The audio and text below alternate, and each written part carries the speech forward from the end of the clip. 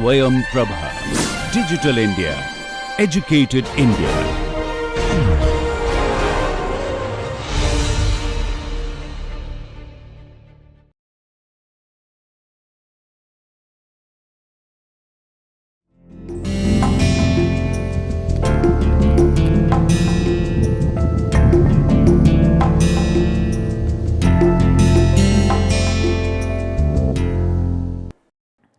Friends, let us try to take further the discussion on the peasant movement in India, and I think we had tried to cover up certain peasant movements that we tried to initiate earlier. We had spoken about the Tebhaga movement, we have spoken about the Telangana movement.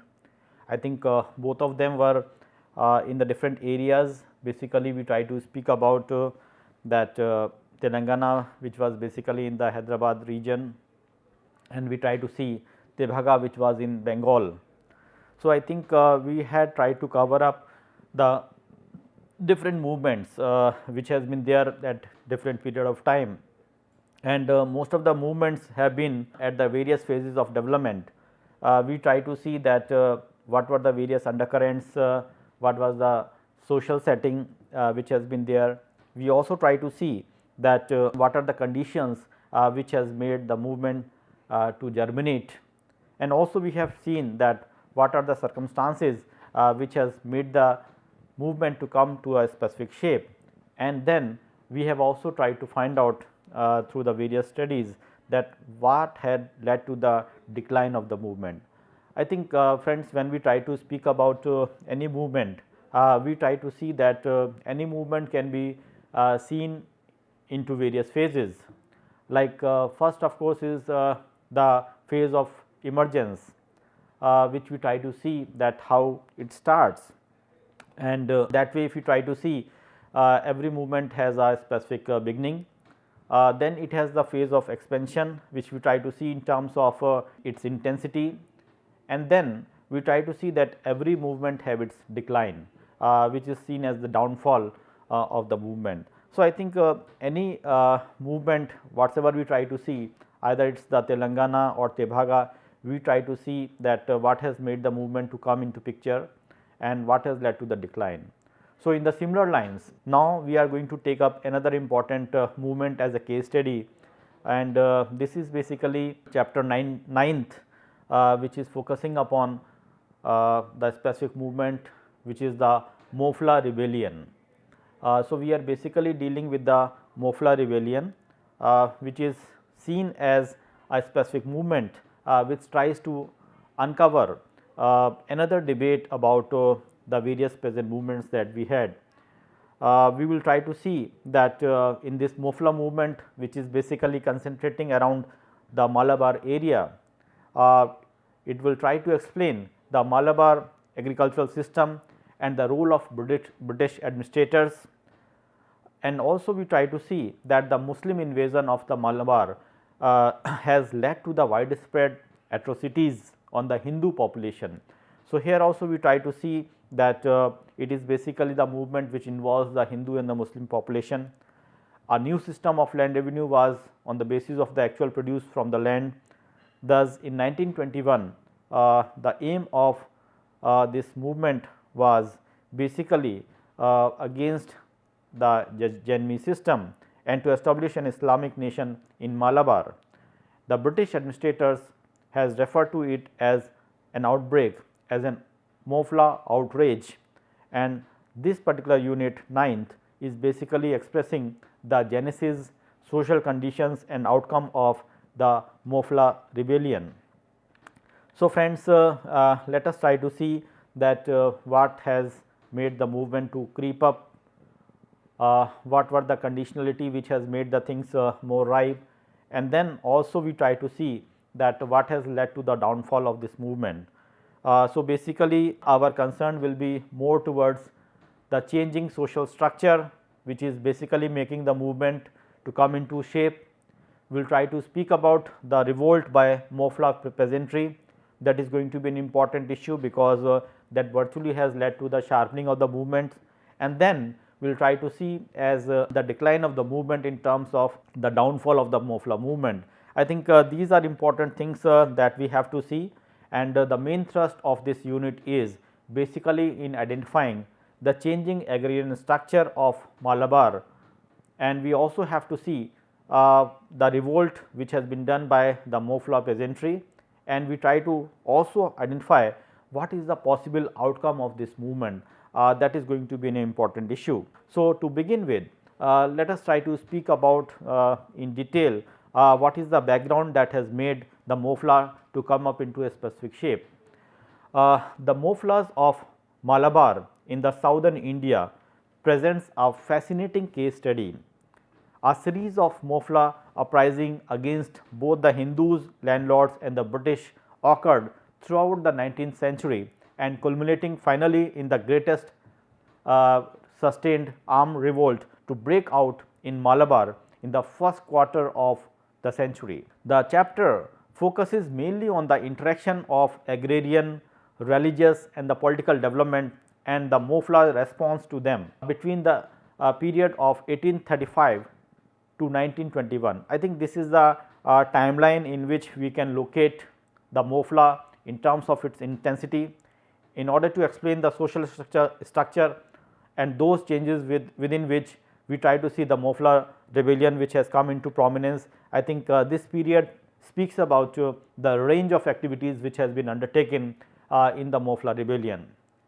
Nowhere in India having the foreign trading, the commercial and the religious interests interacted within the indigenous socio-economic and the political institutions than that have been in Malabar. So, I think somewhere there was a uniqueness of Malabar in terms of having the foreign trading, and also we have the commercial and the religious interest, both of them were there. The history of the Arab trading contacts with the Malayali society dates back to the 9th century. The local Hindu chieftains in this coastal region needed the support of the wealthy and enterprising Arab traders, and hence granted them the liberal concession in their trade and business. Subsequently, those Arab traders who settled in Malabar married the local women, mostly the Nayars and Tiyars or Tiyans, and their descendants were basically the mixed race, which were called as the Mofla or Mapilas. And from here only we try to see that the nomenclature of Mofla has come into existence. Thereafter, the Mofla population increased steadily, and we try to see that the traders has purchased the large number of children from the lower caste Hindus and other subordinate groups in order to man their naves, a practice not only permitted but openly enjoyed by Zamorians Rajas in Malabar.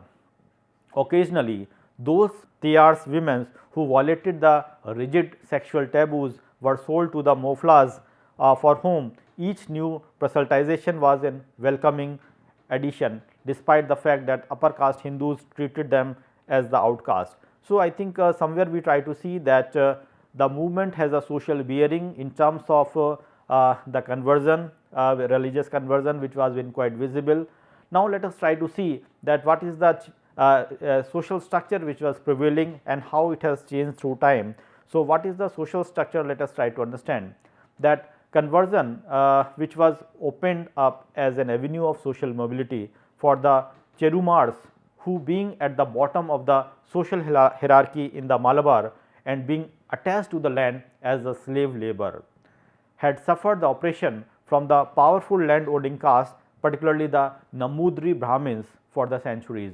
So, it is basically the sort of atrocities which has been created by the Namudri Brahmins against the lower caste who were acting as the slaves, that is the Cherumars, and the Cherumar slaves were sold, mortgaged or hired along with the land. So, by conversion to Islam, they could not only free themselves from the bondages, but also rise in the social scale without any reprisal from the caste Hindu population. So, I think somewhere we try to see that religious conversion was seen as a site of emancipation for the lower caste Hindus, and they wanted, by converting into Islam, they were basically trying to be move away from the caste Hindu population in terms of the atrocity which has been created historically. So, as converts, they merited both the sympathy and protection of the well organized Moflas whose ranks they joined. So, the conversion into Moflas was seen as a sort of a motivation and also a sort of an encouragement, because that was seen as the way out for moving away from the atrocities which has been faced by these people through history. So, the forced conversion was practically unknown before the arrival of the Mysorean conqueror, and proselytizing in general seems to have progressed through the economic incentives and persuasion.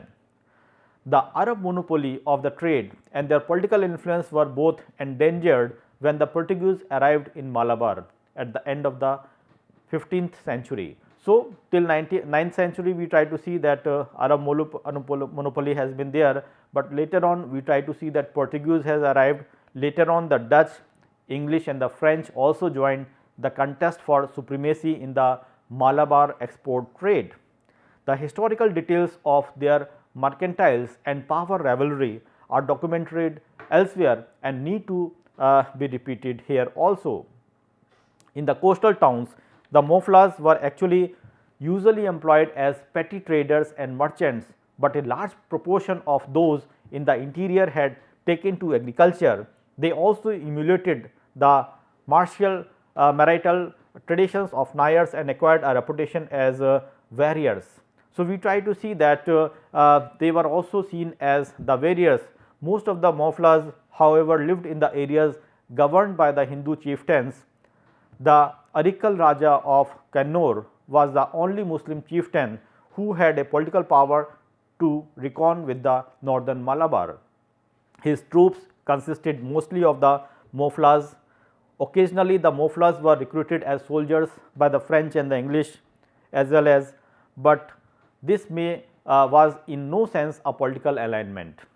It was not until the Hyder Ali, the Mysore ruler who invaded Malabar in the 1760, that the Mofla aligned themselves politically with an external power.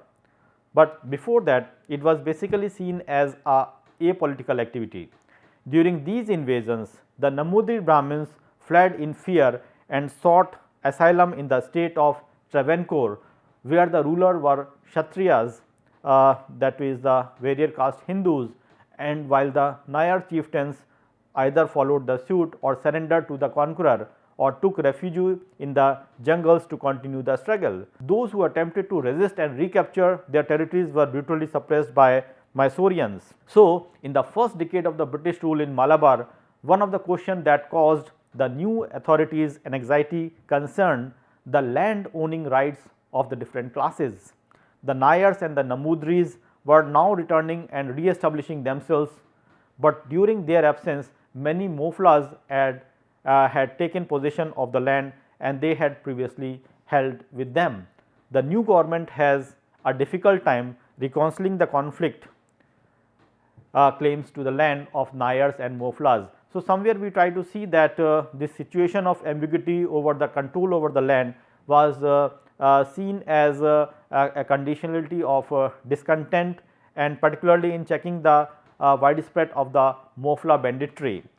The customary land rights of various classes has been disturbed during the short-lived Mysorean rule, and the British administrators attempted to restore them in the course of their first land settlement.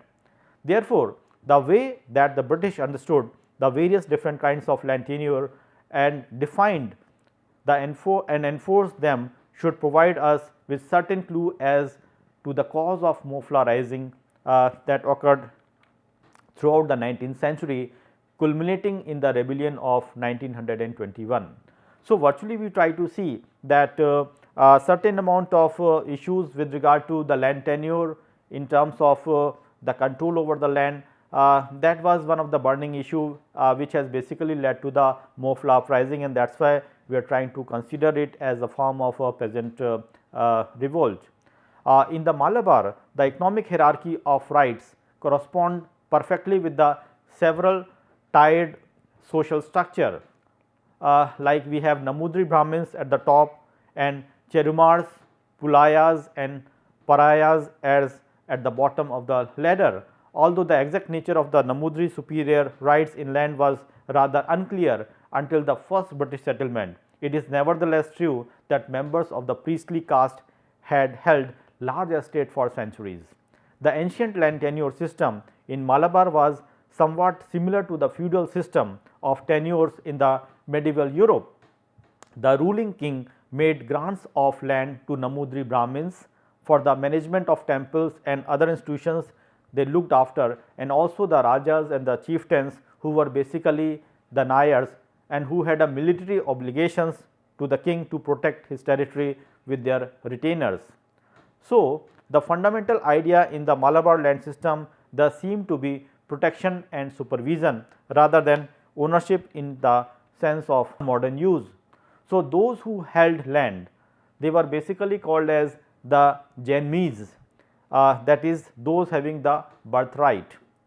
Let it out to others for cultivation, retaining only a small portion as the personal farm to be cultivated by the bonded slaves. So, the land grants were hereditary and implied the customary sharing of the produce between the Janmis and those other classes below him, which included the Kanamdars or Kanakaran, the Verupattam and the agricultural labourers. So, the Kanam was a tenure whereby the tenant offered a sum to a Janmi either as a security or as an advance rent in return for the land leased out for a specified period. This was more or less the equivalent as mortgaging the land. Now, Kanamdars either sublet the land to the Verupattamdars for the actual cultivators or hired labourers, or to cultivate it under their own management. Only a few of them cultivated land with family labour. So, most of the Kanamdars came from the educated middle class and held the bureaucratic positions. Having invested the money in securing Kanam tenure, their mortgages has come to occupy the middleman position in the agrarian social structure. So, they were basically acting as the middleman with regard to the land system. It was during the Mysorean invasion that the agrarian structure of Malabar has disturbed for the first time. The Mysorean rule introduced a land tax which encroached on the customary share of Janmis and the Kanamdars, but left the share of Virumdars who were basically the actual cultivators intact. Since many Brahmins and Nayars had fled and lands were actually in the possessions of Kanamdars, now mostly was with the Moflas.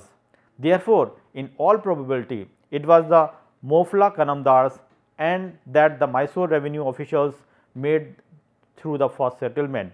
Those who rebelled or resisted were hanged. In this respect, as has already been mentioned, the Mysorean did not spare even the co-religious also. So, after taking control of Malabar in 1792, the British government appointed a joint commission to inquire into the nature of Malabar land tenure, because the land tenure system has been disrupted or sometimes the ambiguity has been there. So, the commission began its work in the midst of the near hierarchy. The Brahmins and the Nayars who had fled were now returning and trying to reinstate themselves under the British protection. The claims and the counterclaims regarding the control of land has created a chaotic situation, while the religious persecution by the Mysorean has totally upset the hitherto friendly relation between the Brahmins, the Nayars and the Moflas.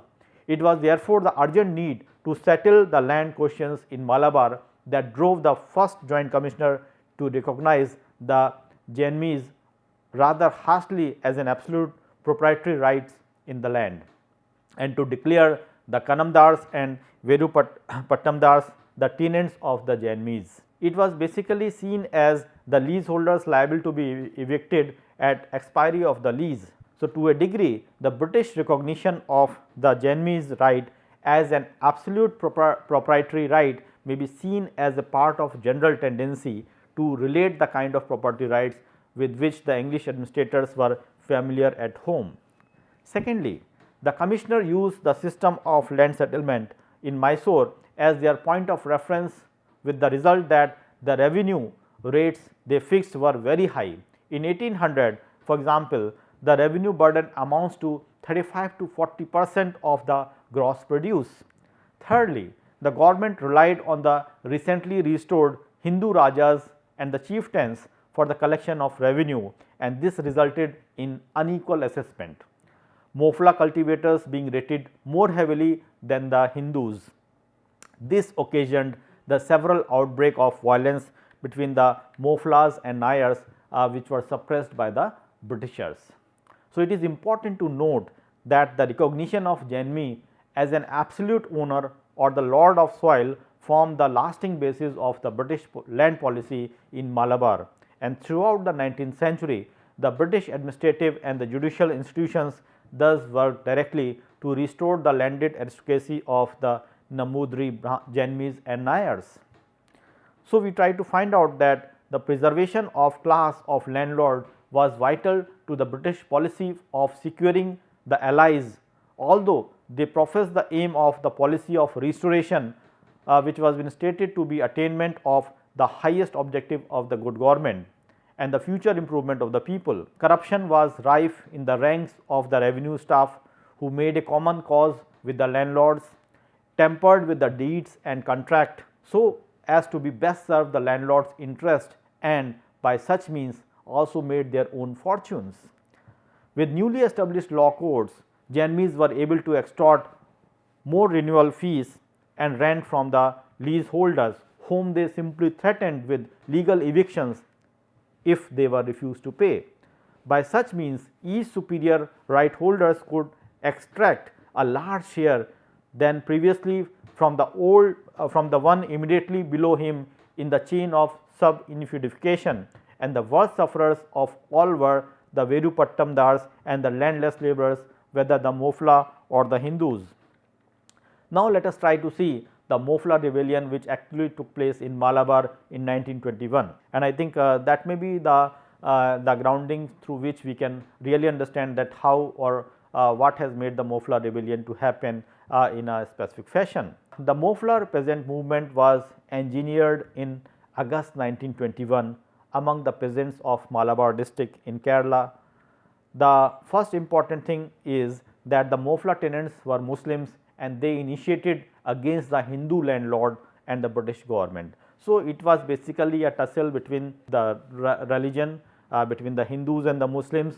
Their grievances were related to the lack of any security of tenure, renewal fees, high rent and other oppressive landlord exaction. In the 19th century as well, there has been the case of Mofla resistance to landlord's oppression, but what erupted in 1921 was a different scale altogether. Actually, the freedom movement covered a span of long decade beginning from 1835 to 1947. The social and the economic background of the Mofla has been quite heterogeneous. The elites among the Moflas earned their livelihood by working as a petty traders and merchants. However, the masses of Mofla earned their livelihood by working as small agriculturists. They were the tenants of the big landlords, who happened to be the high caste Hindus. Though the Moflas were poor, they imitated the traditional ways of Nayars and acquired the reputation of warriors. There was British ruler in Malabar. The officials, in collaboration with Hindu landlords, exploited the Moflas and oppressed them to the greater length. So, we try to say that the Mofla agitation of 1921 was preceded by several movements between 1835 to 1921, and D. N. Dhanagre has elaborated the series of Mofla movement which took place before the major Mofla movement of 1921. He traces the history of Mofla movement according to the important sources. He says that significantly, as soon as the Janmi landlords, backed by the police, the law courts and the revenue officials, tightened their grips on the subordinate classes, the Mofla peasantry in its turn started to revolt against the oppressors. The first such outbreak occurred in 1836, and thereafter between 1836 to 1854, that 22 similar uprisings has occurred, of which in 1841 and another in 1849 were quite serious. In general, the outbreak followed a similar patterns of understanding. Almost invariably, it involves a group of Mofla youths attacking a Brahmin Janmis and a Nair officials or Janmi servants. Sometimes it also involves the burning or defilement of the temples and occasionally the burning or looting of the landlord's house. So, I think the violence also was involved in terms of destruction of the properties which has been seen. We also try to find out that it was basically having a religious color also. Many rebel had some sort of family titles with the leader Athan Kurikal, whose ancestors were associated with the past Mofla rebellion.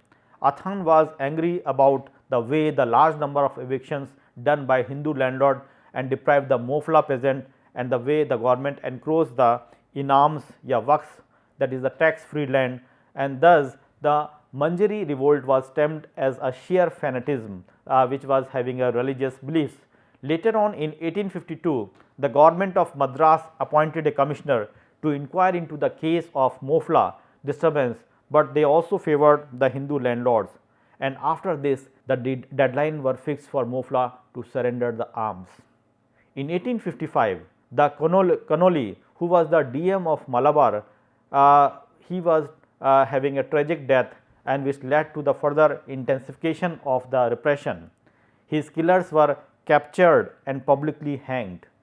The bodies were burned instead of burying them as per the Islamic practices, and the ashes of these people were collected and buried within the walls of the jail. So, I think somewhere we try to see that it is a sort of intensification of the terror that if someone who is trying to go against the law will be treated very harshly, and to an extent that even they will not be allowed to be having the death as per the religious practices, as we have seen the case. So, the Mofla community has to adopt the new conditions of repression. The formulation of the new role of mosque and madrasa has been there. Proselytization to strengthen the Mofla numbers was being carried forward, because they wanted to have more and more Moflas under them, so that they can have regain their strength which they earlier had. So, it reinforced the religious identity of Mofla, but could not change their material conditions, because if you try to see the economic prosperity of Mofla, it has gradually declined, and we try to see that the attempts for enhancement of the number or certain initiative which has been taken up by Athan Kurikal followers, they could not bring back the glory of the Moflas. In 1875, the government has appointed William Logan as the DM of Malabar. I think this is where we have to see that how we try to speak about that Moflas which were basically trying to have an important understanding, and in 1885 his committee accelerated the tenure system, and this has led to the further rebellion in 1896 killing the Hindu landlords.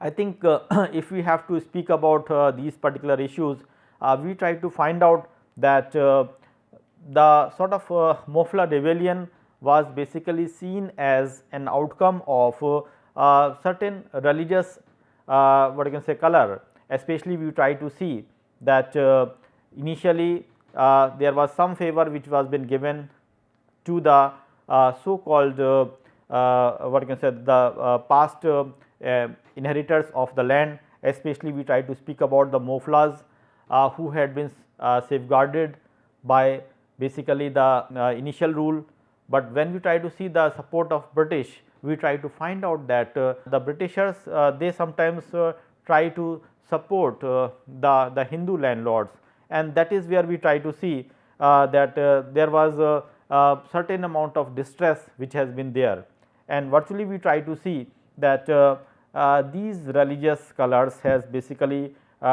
shaped the sort of Mofla rebellion.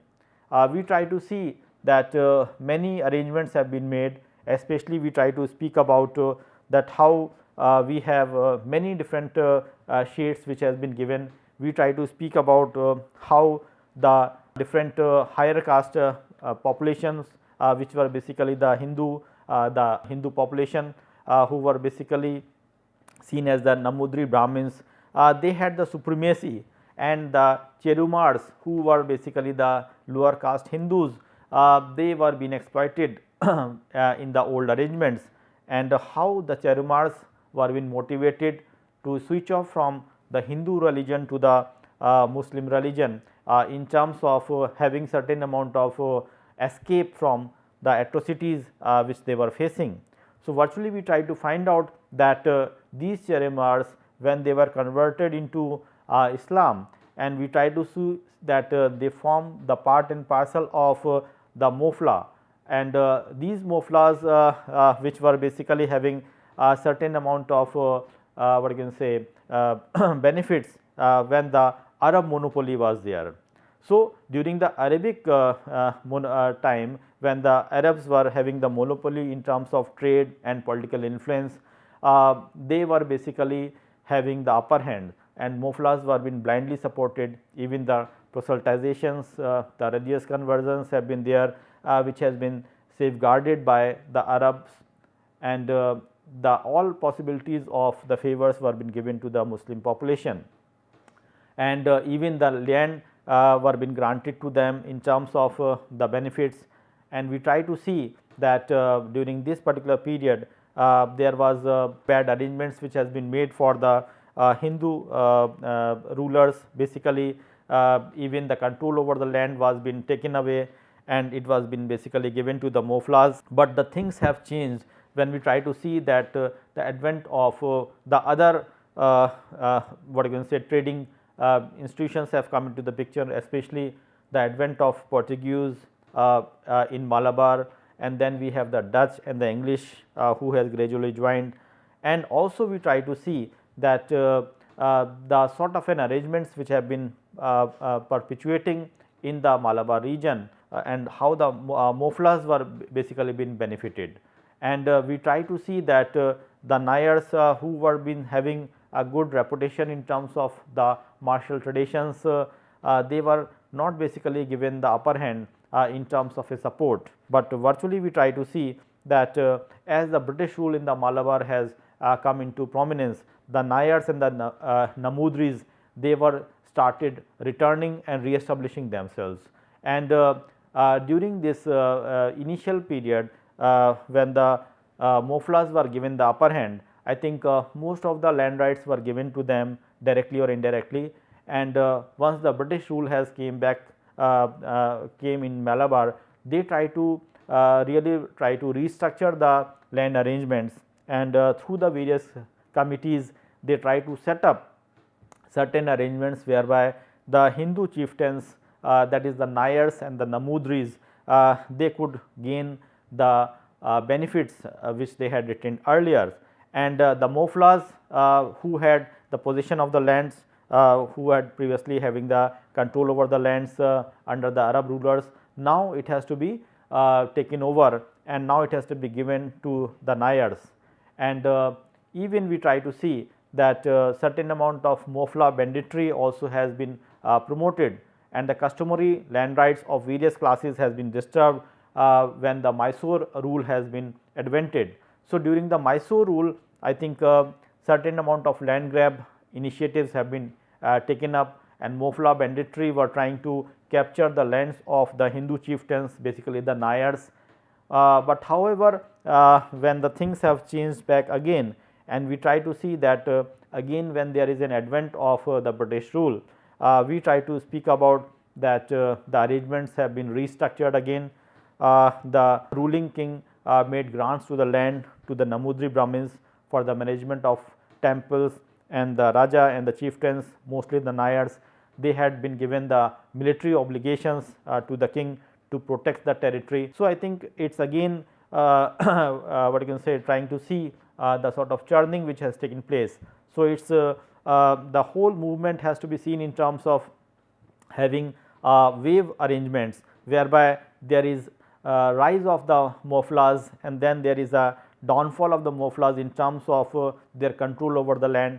Similarly, when we try to speak about the Hindu chieftains, especially the Nayars and Namudri Brahmins, we try to see that Namudri Brahmins and the Nayars, they had a well of positions initially, and gradually through time it has declined, and again they try to revive. So, I think lots of ups and downs are there, but ultimately because of these what I can say initiatives which have been there either at the end of the Arab traders or the British traders in that sense, and also with the gradual advent of the in between rule by the Tipu Sultan, we try to see that certain amount of arrangement has been distorted, especially the control and the land rights, they have been highly disturbed. And we can say that because of these things what has happened of course is that lot many atrocities has taken place, even the communal relationships which has been there between the Hindus and the Muslims, that has been sharpened, and it has also led to certain amount of banditries which has been done by the Moflas, who tried to grab the land of the upper caste Hindus, and that is where we try to see that whole disturbance has taken place. We also try to see that the lands which were basically given to the Jainis, who has been seen as having the real control over the lands. So, the Jaini who were basically called as having the land by birthright, now they had to change the color, and we try to see that the sort of containment of the cultivation rights in terms of small portion of land. So, the Jainis who were seen as the important class in terms of people who are basically the Kanamdars and the Veru Pattamdars, and also we have the agricultural laborers. So, the tenure system, basically the Jaini relations in that sense has been disturbed, and Kanams was a tenure whereby the tenants offered a sum to the Jaini.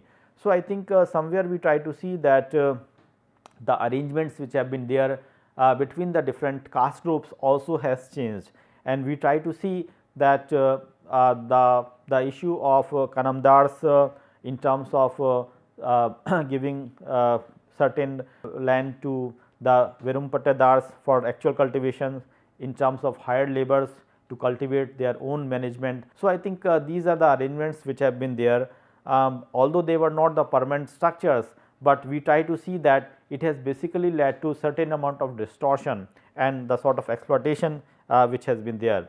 And especially when we try to see that during the Mysore invasion, how the agrarian structure of the Malabar has been disturbed.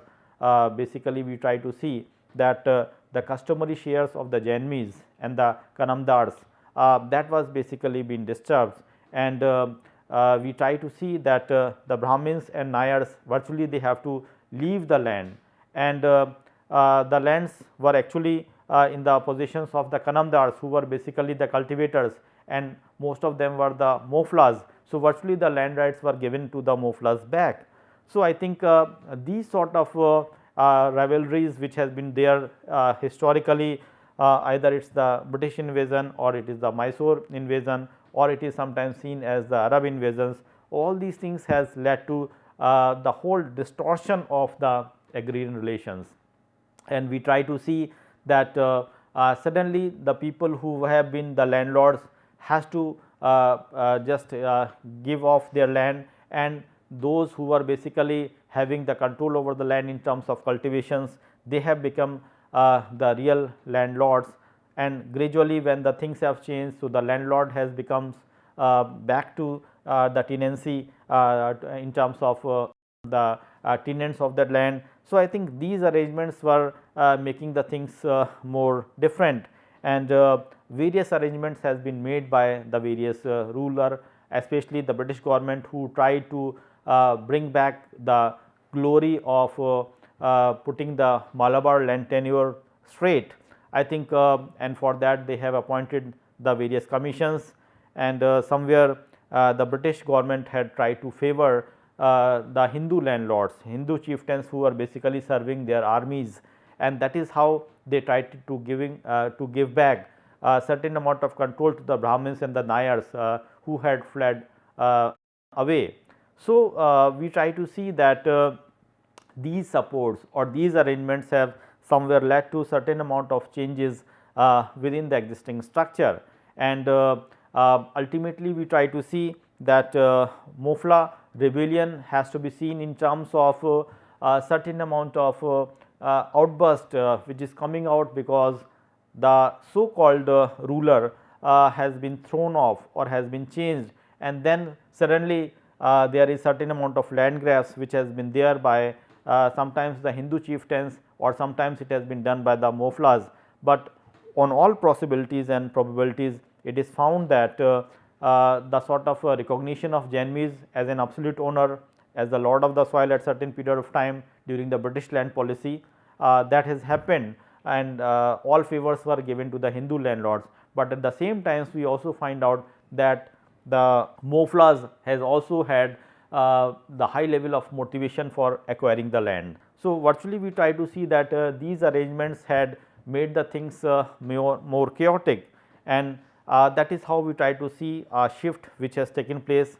I think when we try to see the Mofla rebellion which started in 1921 and how it has spread in the Malabar districts in Kerala, that has gained the attention of many historians and social scientists.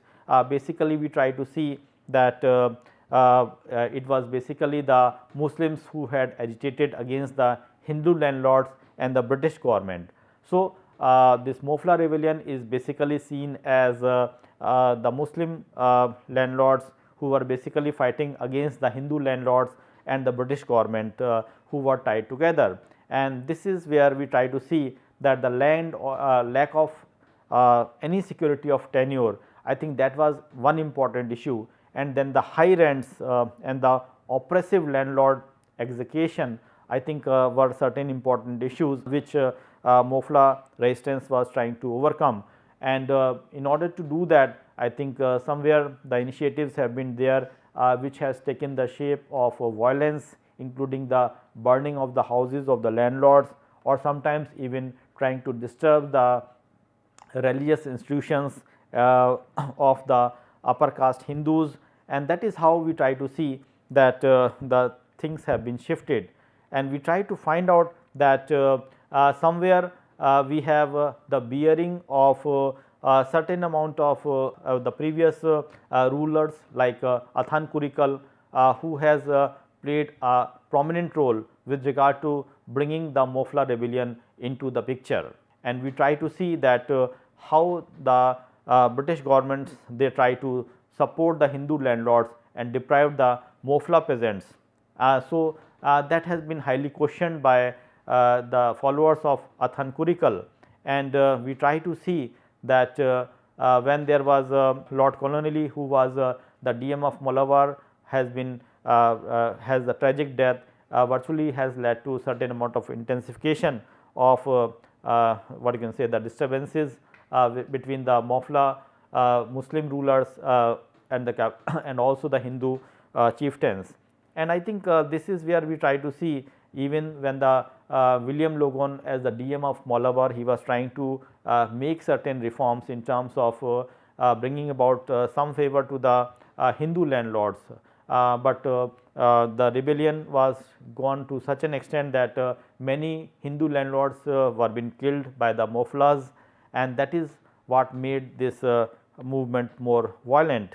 So, virtually we try to see that the so called what you can say effect which we can see after the killing of William Logan, not the killing of the Hindu landlords, has been seen, and ultimately there is a gross neglect of the tenurial security, and the deterioration of the landlord tenant relationships has been there, and there is also the political alienation of poor peasantry which were basically seen as a condition of the outbreak of the 1921 Mofla rebellion. Along with this were the tenancy movement and also the Khilafat and the non-cooperation movement of the Indian National Congress, and that is where we try to see that this movement has been having certain amount of prominence at the national map because it has its association with the Khilafat movement, and somewhere it has been having certain support from the Indian National Congress. The epicenter of the Mofla rebellion in terms of a tenancy movement was in Calicut, and the Kanamdars, who boycotted the landlord by refusing to give the rent which is expected from the land. The first Malabar Tenant Association was formed in 1916. So, basically we try to see that it was a hardcore resistance which has been registered by the tenant. They had formed a tenant association, and between 1916 to 1920 we try to see that the leaders of the Kanamdar tenant captured the control over the Malabar Congress. So, I think somewhere we try to see that there is certain intervention of the political affairs also, and we try to see even the national leaders like Mahatma Gandhi, Shaukat Ali, Maulana Azad, they have also visited the Malabar to promote the campaign. So, virtually we try to see that the Kanamdar tenants had shown the high range of what I can say change, especially they could bring back the sort of a policy whereby the tenancy movement has become national, and we try to see that between 1916 to 1920 the leader has the Kanamdar tenants has basically tried to give a new color to this Mofla rebellion. And in April 1921 the Majlis ul Ulema, that is the national Muslim organizations, in conference at Erode had called upon the Mofla masses to launch a jihad. So, I think this is where we try to see that Mofla masses are trying to give a new color to the movement in terms of a religious movement, and they wanted to launch it is in terms of a jihad. And however, we try to see that by the end of the December 1923, the Mofla rebellion has been completely suppressed, and I think there are many reasons for that. We basically try to see that the national character of this movement to some extent also has the downfall, like the Khilafat movement which has been quite vibrant, but somewhere Mahatma Gandhi also thought of that this Khilafat movement if it goes higher, then sometimes the communal color can also be given at the national level, and so the Khilafat movement has not been taken up very seriously and was not been promoted at the national level. So, the same issue has happened here, whereby the Mofla who had been supported by the Khilafat movement, but gradually we try to see a gradual decline. It is basically the shrinking of, or sometimes we try to find out that the National Congress also did not initially they supported the Mofla rebellion, but gradually they try to indirectly withdraw the support, because they try to feel that it is going to be having the communal appeal, and that is how we try to see that there is a gradual decline which has happened with regard to the Mofla rebellion. And we can say that the Mofla movement of 1921 was altogether different. First, it has erupted among the Muslim peasants against the Hindu landlord. So, that was the first stage that we try to see, and then secondly we try to see it was characterized by certain amount of violence. Basically, it involves the killings of the Hindu landlords. Sometimes it is been seen as capturing or destroying the properties of the Hindu chieftains. So, certain amount of violence was involved, and Gandhi, as the promoter of non-violence, did not wanted that it should happen. And thirdly, the movement, as the history goes, fell into the trap of the Hindu Muslim riots, and I think this is where we try to see that any movement, if it is trying to have the Hindu Muslim riot, so the appeal for the landlordism or the land rights in terms of the land reforms or in terms of bringing about the tenancy reforms, they are going to be away, because nobody will try to support if something is going on the communal lines. And during this period, the Khilafat movement, as I shared, is a movement that raised from the attainment of freedom for the Muslims. And I think when we try to see that Khilafat movement showed much emphasis towards this movement, the National Congress tried to withdraw gradually, and this is where we try to see the downfall of the Mofla rebellion had started.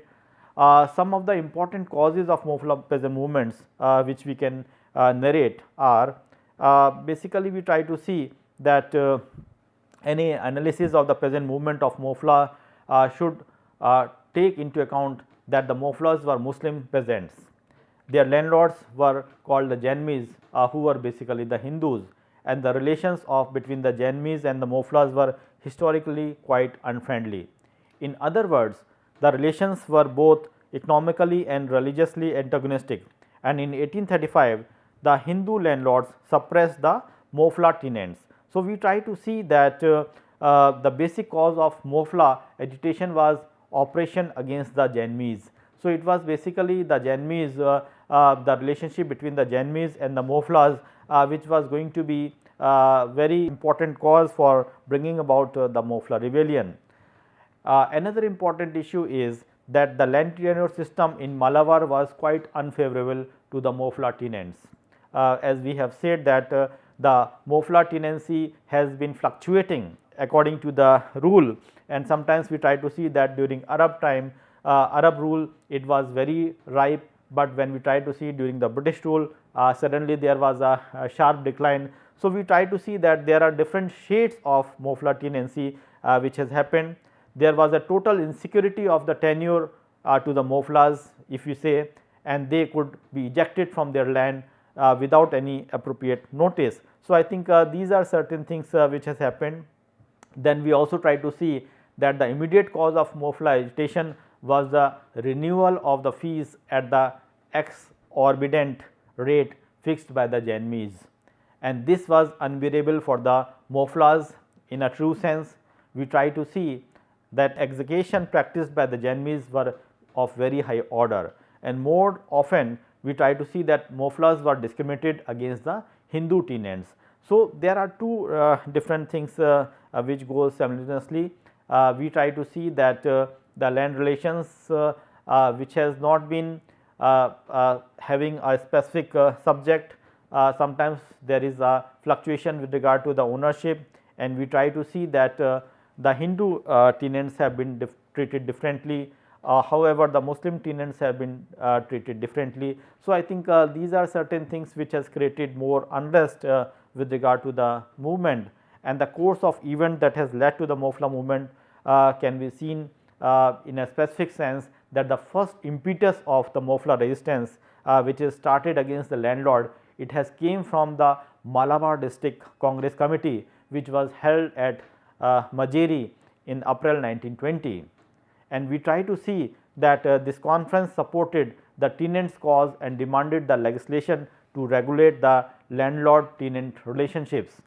And we also try to see following the Majeri conference of 1920 that the Mofla tenants formed an association which had its branches in the whole of Kerala, and this has brought the Mofla tenants under one organization.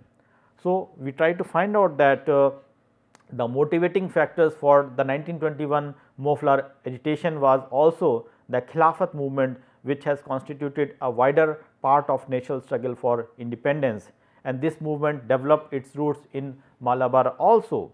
So, the Moflas has took an active part in the Khilafat movement at the national level. Actually, in practice, the meeting of Moflas and the Khilafat could have hardly be separated. So, we can see that there were certain protection and support which has been there from the leadership of Khilafat movement to the Mofla movement, and the bonds between the Khilafat movement and the Mofla tenants became so much mixed that the government issued prohibitory notices on all Khilafat meetings on the 5th February 1921, and this has displeased the Moflas and ended up with the agitation of the Mofla peasantry. So, somewhere we try to see that Mofla peasantry whose concern was not only for the land rights, but their concern was also to have an upper hand for the Muslim peasantry. That was another important thing which was coming up, and we try to see that this has basically mismatched certain amount of relationship between the two units. We also try to see that the British government was weakened with the result of the First World War, and it was not in a position to take strong military action against the Moflas, and we try to see that Moflas began to exhibit increasingly signs of turbulence and defiance of authority. The final break came when the district magistrate of Arnad Taluka on August 1921 has raided the mosque of Turanga Gadi to arrest Ali Musalir. Was a Khilafat leader and he was highly respected priest in that mosque, and the people were quite peaceful, but the police has opened the fire on the unarmed crowd, and this has led to a lot of killing, and a clash ensured that government offices were destroyed, the records were burned, and the treasury was looted. So, the rebellion soon spread into the Arnad, Veluvanad and Punani talukas, and all these were the important Mofla's stronghold in terms of population and in terms of their political setting. We also try to see that the agitations were targeted, which has been targeted by the Mofla attacks, were the unpopular Jainis. They were basically the Hindus, police stations, treasuries and the offices and the British planters. The Hindu landlords who were lenient to the relations with the Moflas were spared by the latter. It is also been seen, interestingly, the Mofla rebels travelled several miles through the territory populated by the Hindus and attacked only the landlords. So, this has given a communal flavor to the peasant agitation, and as a matter of fact, the Malabar people in general lost all the sympathy with the Moflas. Especially we try to see the communalization of the peasant agitation was suicidal to the Mofla. So, commenting on this new aspect of Mofla agitation, the historian Vipin Chandra has said that the communalization of the rebellion completed the isolation of Moflas from the nation and from the region. The British repression did not rest, and by December 1921 all the resistance has come to a stop. So, the toll was heavy, that around 2,337 Moflas have lost their lives. Unofficial estimate placed the number of above 10,000, and around 45,400 rebels were captured or they have to surrender, but the toll was in fact even higher or heavier. We try to see that the Moflas were so completely crushed and demoralized that till independence their participation in any form of politics was almost nil. So, the movement of Mofla is a failure story. Much of it has to be defeated in terms of the communal thing. Importantly, it is to be seen that Khilafat movement stood for non-violence and also a struggle for independence.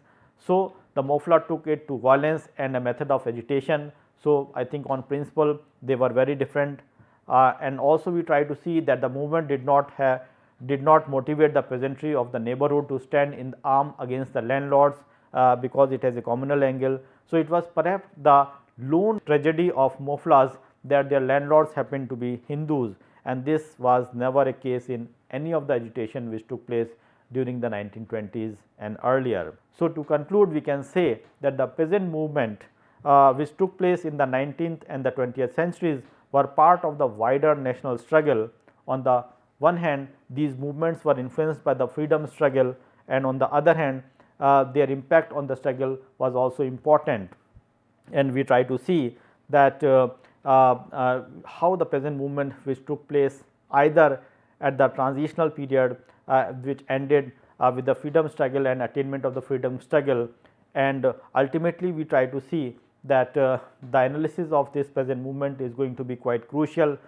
There were several causes of these movements, the major being the increase in the land tax, security of tenure and exploitation of the poor peasantry by the landlords, but the big and the middle peasants also participated in the movement, and most of the movements, leaving aside the Moflas, were characterized by the non-violence. However, in the Mofla we try to see that violence was involved, and that is how we try to see that there is a sharp decline, and the Mofla rebellion has ended completely.